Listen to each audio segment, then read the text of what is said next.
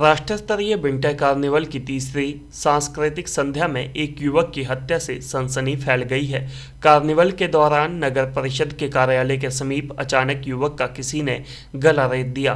हालांकि युवक को पुलिस कर्मचारी अस्पताल लेकर आ रहे थे, लेकिन उसने रास्ते में दम तोड़ दिया।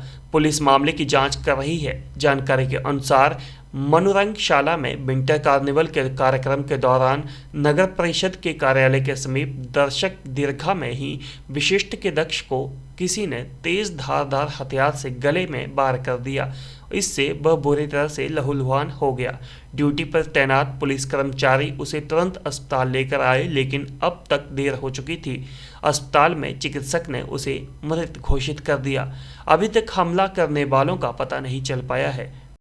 देखिए 22 जनवरी जब विंटर कार्निवल का प्रोग्राम चल रहा था स्टेज में, तो वहाँ पर हमारे पुलिसकर्मी मौजूद थे एंड हमें ये इन्फॉर्मेशन आया कि आपस में स्टेज के लेफ़्ट साइड में वीवीआईपी का जहाँ बैठे थे उसके लेफ़्ट साइड में हमें इन्फॉर्मेशन आया कि वहाँ पर लोग झगड़ रहे हैं। तो तभी वहाँ जो स्टेज के पास हमारे पुलिसकर्मी मौजूद थे, एक हमारे पंडो बटालियन से जो जवान मौजूद थे, तो वो दौड़ के गए, ऊपर जाके देखा तो आपस में दो लोग झगड़ रहे थे और उसी दौरान पता चला कि एक ने दूसरे को मार दिया है, एक शार्प वेपन से मार दिया है। तो और शरीर पे उसके खून था। तो हमारे पुलिसकर्मी थे वहाँ पर, उन्होंने उसको उठाया और हॉस्पिटल लेके गए। हॉस्पिटल ले जाने के बाद वहाँ पर उसको डेड डिक्लेयर किया गया। तो डिसीज़ का नाम है दक्ष, 19 साल का है ये, और बेसिकली ये यहीं कुल्लू डिस्ट्रिक्ट का है। एंड इसमें हमें मालूम पड़ा कि ये एक आपस में दो लोगों की एक झगड़े के वजह से ये मर्डर हुआ है।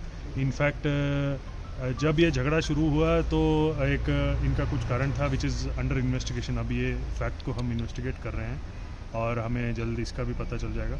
और उन्होंने एक शार्प वेपन को इस्तेमाल किया और जो अक्यूज्ड हैं उन्होंने शार्प वेपन का इस्तेमाल किया और डिसीज्ड को अपने गले पे मारा। तो that is the main reason for the death. And उसके बाद इनफैक्ट जो अक्यूज थे वो वहाँ मौके से वो निकल गए थे, अब्सकॉन्ड हो गए थे। तो हमारे पुलिस टीम ने जल्द ही पूरी कोशिश की और इनफैक्ट इन्होंने काफ़ी अच्छा काम किया। Within a matter of 1 hour हमने अक्यूज को भी एप्रीहेंड कर लिया था। एंड बाकी चीज़ें हम इंट्रोगेशन में और इन्वेस्टिगेशन में हम फैक्ट्स को और रिवील कर पाएंगे। फ़िलहाल तो यही है कि it is a case of murder. And ये रात को तकरीबन 8 बजे के आसपास ये हुआ है। एफआईआर उसी समय रजिस्टर हो गया था under section 1031 of BNS and 35 of BNS।